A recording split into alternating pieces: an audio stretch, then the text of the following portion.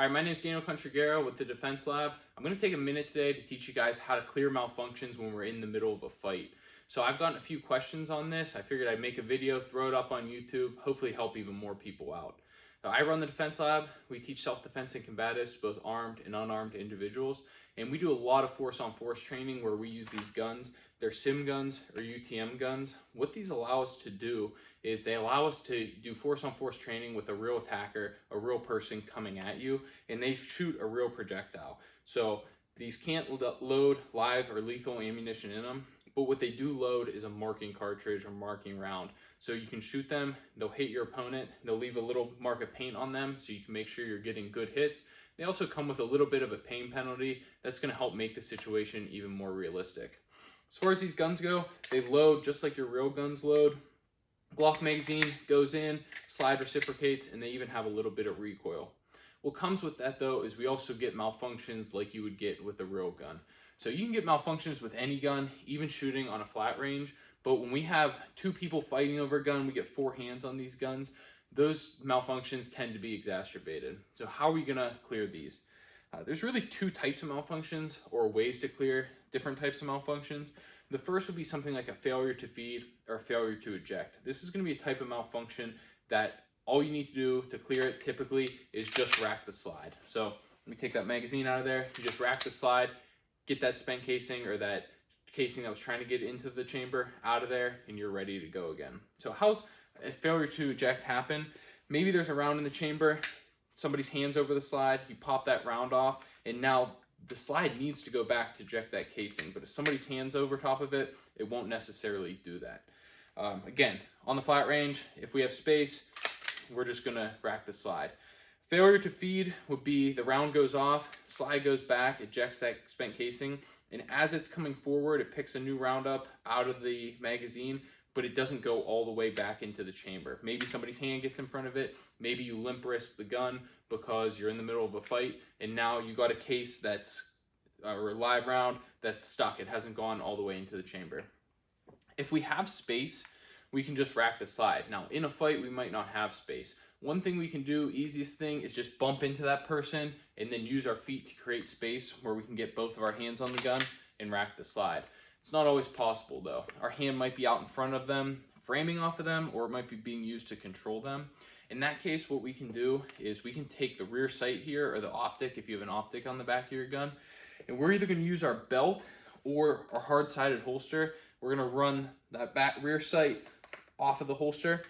We're gonna go all the way down until we hit the back of the frame, right there. You gotta make sure you go all the way back, and then we're just gonna send it off the edge of the holster. So go down on it, push down until you're all the way to the back of the slide, and then go through, and that should eject that either spent casing or that round that didn't get into the chamber, and should load a new round into your chamber. You'll be ready to go, ready to keep shooting. If we're not standing, if we're on the ground, there's some other options we have. Preferably, we're gonna get to a position of advantage. So that's getting on top of the person and securing them either with our legs or with our chest pressure so that we can get two hands on the gun, rack the slide, get it back into working order. If you can't get into a position of advantage, say you're on the ground and on the bottom, what we're gonna try to do is put our feet into their hips and start pushing off of them to create space. Now, our legs are longer and stronger than most people's arms, so if you're pushing off of them with your feet in their hips, you should get to a point where your legs are fully extended and their hands are no longer on the gun.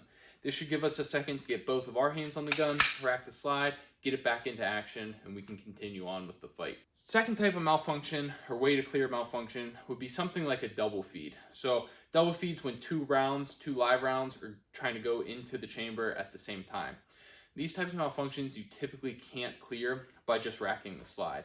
Typically, what you're gonna have to do is lock the slide back, remove the magazine. You'll probably have to rack the slide a few times to get those rounds out of there. And then you'll load your new magazine back in, rack the slide before it's in working order. Now, realistically, you're not going to be able to do that if somebody's all over you, all over your gun in the middle of the fight. Maybe you're rolling around on the ground. If you watch some of my training, if you come to my training, or you watch some of the videos online, you may see me let somebody work through that. So what I'll do is I'll have their opponent back up or ease off the pressure just a little bit so that they can work through that. Two reasons I do that. One, so it doesn't interrupt the situation so they can continue on with it. The other reason is, while you couldn't probably do that in that situation, there may be another type of situation where you're going to need to know how to clear that double feed while under a lot of pressure. So one example I use a lot is, you're in your room trying to load your gun up, somebody's breaking into the house trying to kick the door down, you get a double feed. Well, now you're going to need to clear that malfunction under a ton of pressure. So I like to use it as a learning point, use it as a training point so that people can get a rep in of doing that. But we will talk how that's probably not realistic in that situation that they found themselves in. Some options that you do have though is, one, getting the gun out of the fight. So when I say getting the gun out of the fight, I really mean you got to get rid of it. So we can throw the gun. Now, a lot of times in situations that I run, people throw the gun 2, 3, 4 feet. When that happens, almost always the gun ends up coming back into the fight, whether that's you getting a hold of your own gun again or your opponent getting a hold of your gun and potentially using it on you. Definitely not something that we want to happen. So if we get rid of it, we need to take it and we need to really get it out of there. Throw it as far as you can. If you are worried about somebody else picking up the gun, a third party, you can try to throw the gun either underneath something like a bush, a shrub, or underneath of a vehicle. That's going to help make it less accessible to a third party or that person that you're involved with. Another option that you have there, if you don't want to throw the gun, don't want to get it out of the fight, or if you can't, is to take the gun and start using it as a striking implement. Now, these semi-auto handguns, they typically have a steel slide with a polymer frame or a plastic frame. A lot of times you'll see people striking with the plastic part of the gun. One, it's not very effective. The plastic's not super hard.